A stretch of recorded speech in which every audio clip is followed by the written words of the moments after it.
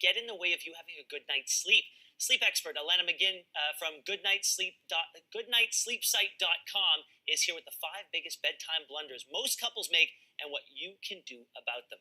All right, so we were talking about this a little bit before, and because of the crazy sleep schedules that we have on this show, it has forced us to have conversations that you say are very tough naturally to have amongst couples. You know, I'm really excited to talk about this today because it is a conversation that I think people want to have, not just with their partner, with their spouse, but with friends, with family. But they're so scared because, you know, the media says, you know, sleep divorce. So there's that automatic association that if we're sleeping in separate bedrooms, there's problems in the marriage. And most of the time, that's not the case. Right. Okay, so what are some of the common sleep problems that couples have? Well, I would say probably snoring is the biggest one, right? So one of the partners is snoring, it's keeping the other one up and vice versa. Different schedules, as you mentioned. So whether the spouse or partner is different sleep routines, one's maybe more of a night owl, one likes to go to bed early. Kids too we're finding more and more kids in the beds with parents, so more family beds, where the other spouse now has to sleep in his bed. All right, now, so you've isolated 5 of the biggest bedtime blunders you say can contribute to this friction. That's so right. let's go through that list. What are they? So to help the problems, to get them to sleep a little bit better is develop those sleep toolkits. So to work with earplugs, eye masks, and that can help, especially if your partner's snoring. One thing that's important to mention too is if your partner is snoring frequently every night, to send them, I always say send them to the doctor, don't send them to the couch, because we want to make sure that we're worried about sleep apnea or something like that. So snoring, earplugs, eye masks can work really well. Even things like double blankets. You know, this saved my husband and I. Yeah.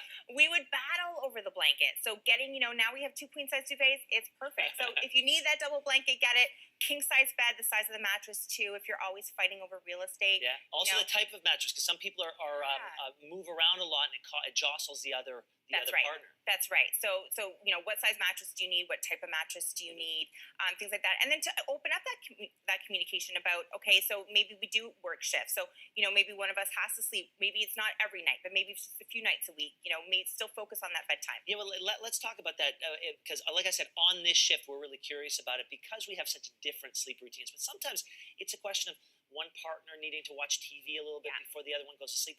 And that hour difference can cause so much friction. That's right. So in a battle between 2 sleep schedules, who's supposed to come out on top? Well, it's not a matter of who comes on. It's just compromise, right? So if that is the issue, then it's you know, maybe a couple nights a week you both work on going to bed at the same time. Or if it's an issue where, you know, your partner's sitting there on their iPhone in the bedroom, keeping the other one up. Maybe, you know, there's a rule, no tech in the bedroom. Like tech should be out of the bedroom anyway. So, you know, it's about again talking about it. It doesn't mean there's problems in the marriage. It's just what kind of plan can we put together so that this works for everyone, so we can all get the sleep we need? I think all of us have young kids on this show, and we really enjoy it when our kids come into our bed and we spend some time with them. Yeah. And sometimes they fall asleep there, and there's nothing wrong with that every now and then. Right. Then the kids start getting used to it. What advice do you have to parents who have realized, we've gone down a path, and we need to pull it back? How do you get your kids back in their bed? So yeah, we definitely have to focus on getting kids back in their bed, because if they're not sleeping, if they're interrupting your sleep, you're not going to be sleeping. Right. So it's setting those rules, setting those limits, setting those boundaries, opening up that communication, especially with our older kids, about setting those limits. And listen, we all have our own sleep spaces. We all need to sleep in these spaces throughout the night. So again, communication is such a huge part of it. Yeah, and you said if all else fails, separate rooms or separate beds. There's nothing wrong with that. There's nothing wrong with that. I know we often think of our grandparents, but so many. You know, the National Home Builders Association had a survey in 2015 that said upscale homes, 60% of upscale homes are going to be built with 2 master bedrooms. Yeah. So it's a common issue. It is, but there because everyone's got a friend who says, you know, if you sleep, that's a sign of a problem. Oh, here we go. Yeah.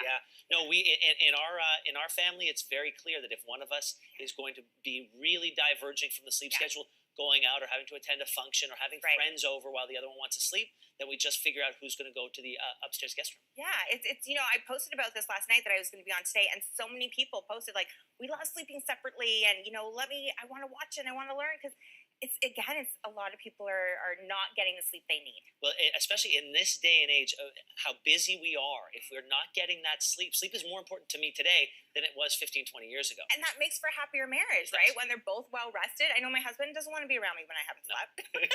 So if you want to help your marriage, you know, sometimes you need that sleep.